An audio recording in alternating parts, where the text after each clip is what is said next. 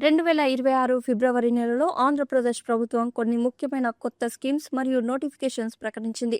మొదటిగా PMAY housing scheme కింద ఇల్లు కట్టుకునే పేదలకు సబ్సిడీని 1,80,000 రూపాయల నుంచి సుమారు 2,50,000 వరకు పెంచారు.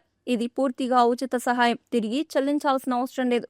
అలాగే 2026-27 బడ్జెట్లో ప్రతి జిల్లాలో ఆధునిక సైబర్ క్రైమ్ పోలీస్ స్టేషన్స్ ఏర్పాటు చేయాలని ప్రభుత్వం ప్రకటించింది. డిజిటల్ అరెస్టులు, ఆన్లైన్ మోసాల వంటి ఆధునిక నేరాలను ఎదుర్కొనేందుకు ప్రతి జిల్లాలో ప్రత్యేక సైబర్ పోలీస్ స్టేషన్ను ఏర్పాటు చేస్తున్నాం. కొత్త జాబ్ కార్డులు ఇప్పుడు 48 గంటల్లోనే ఉచితంగా జారీ చేయాలని నిర్ణయం తీసుకున్నారు.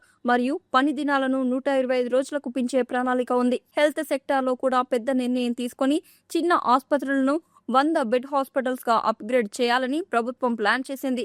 దీనివల్ల గ్రామీణ ప్రాంతాల్లో మెరుగైన వైద్య సేవలు అందుబాటులోకి వస్తాయి. ఇంకా డిజిటల్ గవర్నెన్స్ కోసం ప్రభుత్వం ఐబీఎం వంటి సంస్థలతో కలిసి తెలుగు భాషలో ఏఐ ఆధారిత సిటిజన్ సర్వీసులు అభివృద్ధి చేయడానికి కొత్త ప్రాజెక్టు ప్రారంభించింది. మొత్తానికి ఫిబ్రవరి 2026లో housing, jobs, cyber security, health మరియు డిజిటల్ సర్వీసులపై ఆంధ్రప్రదేశ్ ప్రభుత్వం ఫోకస్ పెట్టినట్టు స్పష్టంగా కనిపిస్తోంది.